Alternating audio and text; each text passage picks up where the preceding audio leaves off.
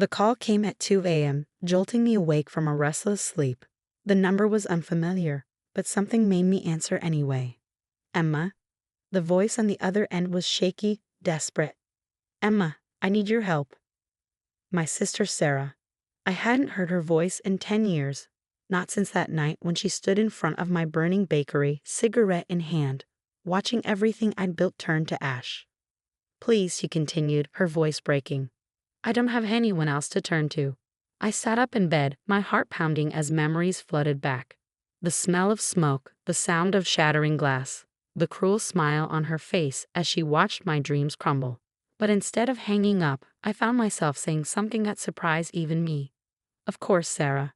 Whatever you need. My name is Emma Chen, and 10 years ago, my sister destroyed everything I had worked for. But let me take you back to the beginning to explain how we got here. Growing up, Sarah and I were never close. She was the golden child, the one who could do no wrong in our parents' eyes. Perfect grades, perfect friends, perfect life. I was the quiet one, the dreamer who spent hours in our mother's kitchen learning to bake, finding solace in the precise measurements and delicate art of pastry making. When I announced my plan to skip college and open a bakery, Sarah laughed. Really, Emma? That's your big plan? To play with flour all day? Our parents weren't much better. You're throwing your life away, Dad said, shaking his head. Sarah's going to business school. Why can't you be more like her? But I didn't listen. I had saved every penny from years of after-school jobs, carefully tucking away money while Sarah spent hers on designer clothes and parties. By the time I was 22, I had enough for a down payment on a small storefront in downtown Portland. Sweet Dreams Bakery wasn't much at first. The walls needed paint, the equipment was secondhand, and the location wasn't ideal. But it was mine. Every morning at 4 a.m., I'd unlock those doors, fire up the ovens, and start creating. My signature lavender macarons became a local favorite. The wedding cake orders started rolling in. Slowly but surely, my little bakery began to thrive. Sarah, meanwhile, dropped out of business school after 2 years. It's boring, she complained to her parents. I need to find myself. They nodded sympathetically and increased her monthly allowance. I didn't care. I was too busy building my dream. By year 3, Sweet Dreams had developed a loyal following. My Instagram page had thousands of followers and local food blogs were taking notice. I hired 2 full-time employees and was planning to expand into the vacant space next door. Then Sarah showed up at my door one rainy Tuesday afternoon. Nice place, she said, looking around with an expression I couldn't quite read. Mom mentioned you were doing well. It was the first time she'd visited in the 3 years I'd been open. She wandered around the shop, running her finger along the display cases, examining everything with critical eyes. You know, she said finally, I've been thinking about getting into the food business myself. Maybe we could partner up? You've got this whole baking thing down, but you could use some real business expertise. I nearly dropped the tray of cookies I was holding. Partner up? Yeah, let's be honest, Emma. You're good at the whole cooking thing, but business, marketing, finance, that's my world. We could make this place huge. I took a deep breath, carefully setting down the tray. Sarah, I appreciate the offer, but I'm doing fine on my own. The business is growing steadily, and I have plans for expansion already in motion. Her face darkened. Seriously, you're turning me down. After everything I could bring to this? What exactly would you bring, Sarah? You dropped out of business school. You've never held a real job. This is my business, my dream. I built it from nothing. Right, she sneered. Your dream, your precious little bakery. Well, good luck with that, sis. Hope it all works out for you. She stormed out, leaving the bell of the door jingling in her wake. I should have known then that something was wrong. Should have recognized the look in her eyes. But I was too busy, too focused on my plans for expansion. 2 weeks later, I got the call that would change everything. It was just past midnight when my phone rang. Ms. Chen, this is the fire department. There's been an incident at your business. I broke every speed limit getting downtown, but by the time I arrived, it was too late. Sweet Dreams was engulfed in flames, orange and red tongues licking at the night sky. And there, across the street, stood Sarah, watching it burn. Guess your dream went up in smoke, she said, taking a long drag from her cigarette. Such a shame. If only you had a partner to help you manage things better, make sure all the safety protocols were in place. I stared at her, reality crashing down like a wave. You did this. She shrugged, flicking ash onto the sidewalk. Prove it. And she was right. I couldn't. The fire investigation revealed that someone had broken in and deliberately set the fire, but there was no concrete evidence pointing to Sarah. The security cameras had been disabled. The insurance company fought the claim, citing suspicious circumstances. In the end, I was left with nothing but ashes and debt. Our parents, predictably, chose not to get involved. We can't take sides, Mom said when I tried to tell them what Sarah had done. You girls need to work this out yourselves. I left Portland a week later, unable to bear the sight of my ruined dreams. I moved to Seattle, started over with nothing but the recipes in my head and the determination in my heart. It took years of hard work, but I slowly rebuilt my life. Not with a bakery this time. The thought of opening another one was too painful. Instead, I channeled my knowledge into consulting, helping other small food businesses get started and thrive. And now, 10 years later, here was Sarah on the phone, begging for my help. I really messed up, Emma, she said, her voice thick with tears. I started a business, a real one this time. Put everything I had into it, but things have gone wrong, and I'm about to lose it all. You're the only one who knows about this stuff, who might be able to help me save it. I closed my eyes, thinking about that night, about the smell of smoke and the sound of my dreams crackling into nothing. Then I thought about the last 10 years, about everything I'd learned about business, about success, about revenge served cold. Where are you? I asked, keeping my voice gentle. Let's meet tomorrow. I'll see what I can do. As I hung up the phone, I couldn't help but smile. Sarah thought she was reaching out to her successful sister for help. She had no idea she was walking right into the trap I'd spent 10 years preparing for. Sometimes the sweetest revenge takes time to rise. The coffee shop was nearly empty when Sarah walked in the next morning. 10 years had changed her. Gone were the designer clothes and perfectly styled hair. Instead, she looked tired, worn down, almost fragile. Emma, she said, sliding into the seat across from me. Thank you for meeting me. I know I don't deserve it. I studied her carefully, knowing the dark circles under her eyes, the way her hands trembled slightly as she clutched her purse. Tell me what's going on, I said, keeping my voice neutral. She took a shaky breath. I started a business 2 years ago, a high-end boutique.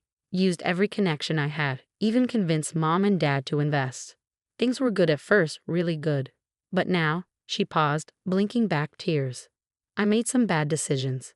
Trusted the wrong people. The store is drowning in debt, and I just found out my business partner has been embezzling money. I took a slow sip of my coffee, letting her words hang in the air. How much? Almost everything, she whispered. $500,000. Gone. And the worst part? Mom and Dad's investment. That's gone too. They don't know yet. I can't face them, Emma. I can't tell them I lost everything. The irony wasn't lost on me. Here was Sarah, facing the loss of everything she built, just like I had 10 years ago. But while my destruction had come from her deliberate malice, hers was the result of her own poor choices.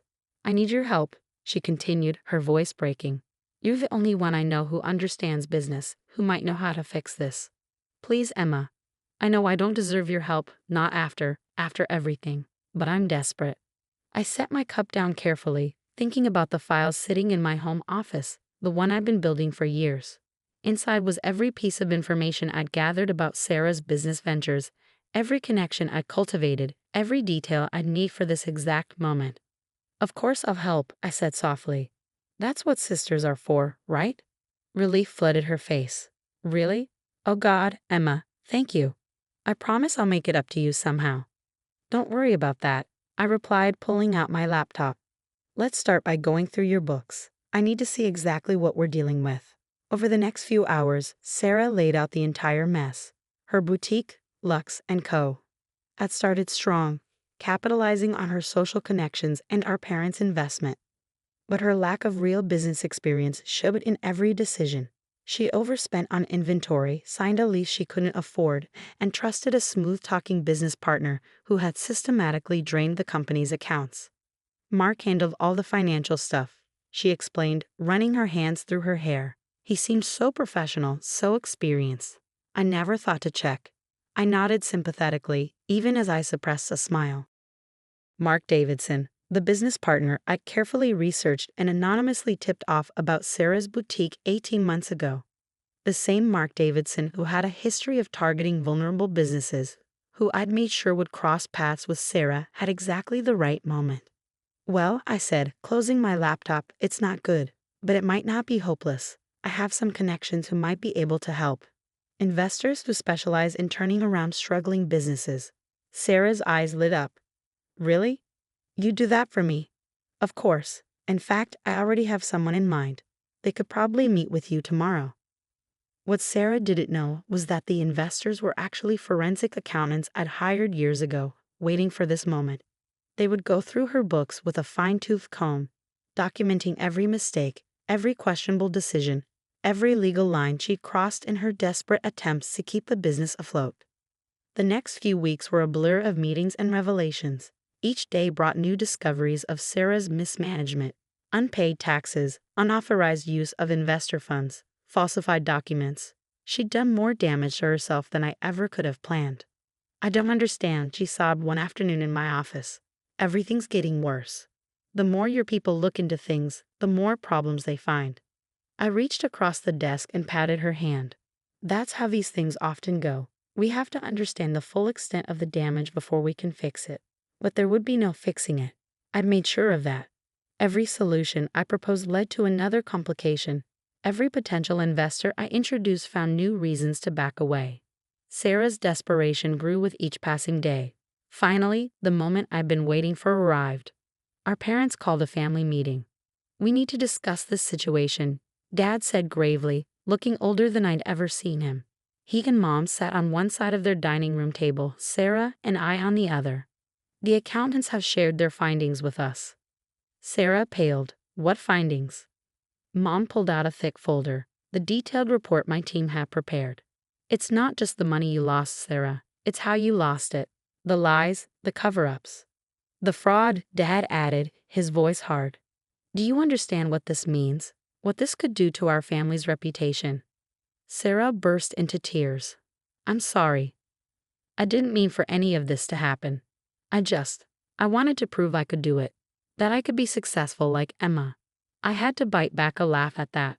After years of looking down at my little bakery, after destroying my dreams because she couldn't stand my success, here she was claiming she wanted to be like me. Well, I said, finally speaking up, maybe this is a good opportunity for some honesty. Since we're all here, there's something I think we should discuss. I pulled out my own folder, the one I'd been saving for 10 years. What's that? Sarah asked, wiping her eyes. Evidence, I replied calmly. Security camera footage from the buildings across from my bakery, witness statements, chemical analysis of the accelerant used in the fire. Everything the original investigation missed, or chose to ignore, about what really happened that night. The color drained from Sarah's face. What are you talking about? You know exactly what I'm talking about, I said, my voice steady. The night you burned down Sweet Dreams. The night you destroyed everything I'd worked for because you couldn't stand to see me succeed on my own. Our parents sat in stunned silence as I laid out the evidence, piece by piece. The footage showing Sarah entering the bakery late at night. The receipts for the materials used to start the fire. The statements from people who had seen her watching the building burn. Is this true? Mom whispered, looking at Sarah with horror. Did you really? Sarah crumbled. I was jealous, she sobbed. Emma made it look so easy, and I couldn't stand it. But I never thought, I didn't think you'd get caught. I finished for her. No, you didn't. Just like you didn't think about what would happen with your boutique. You never think about consequences, Sarah. You never have. Dad's hands were shaking as he looked through the evidence. This is criminal. If this got out, it won't, I said quietly. At least not from me. That's not why I'm showing you this. Then why? Mom asked. I stood up, gathering my things. Because I wanted you all to know the truth. About the bakery, about Sarah's business, about everything. And because I wanted Sarah to understand something. I turned to my sister, meeting her tear-filled eyes. Success isn't about destroying others to get ahead. It's about building something real, something that lasts. Something you never learned to do. I walked to the door, then paused. Oh, and Sarah, consider us even now. Your business is finished. The accountants will make sure of that. But you won't face charges, and neither will Mark Davidson. He agreed to return most of the money he took in exchange for immunity. Amazing what people will do when they realize they've been played. Understanding dawned in her eyes. He planned this? All of it? I smiled. Let's just say I learned a lot about business over the last 10 years, including how to serve revenge at exactly the right temperature. As I drove home at night, I felt lighter than I had in years. The weight of that burning bakery, of Sarah's betrayal, had finally lifted. I'd gotten my justice, not through destruction like she had chosen, but through patience and careful planning. Sometimes the sweetest victory isn't in watching something burn. It's in watching it slowly crumble, piece by piece, until there's nothing left but the truth. I never saw Sarah again after that night. Last I heard, she'd moved across the country, trying to start over somewhere new. Our parents eventually recovered most of their investment thanks to the deal I'd arranged with Mark Davidson. They never looked at either of us quite the same way again. As for me, I opened a new bakery last month, not because I needed to. My consulting business is more successful than Sweet Dreams ever was, but because sometimes the best way to heal old wounds is to face them head on. The morning we opened, I stood in front of my new ovens, breathing in the familiar scent of vanilla and warm bread. On the wall hung a single photograph, my original Sweet Dreams bakery, taken the day I first opened its doors.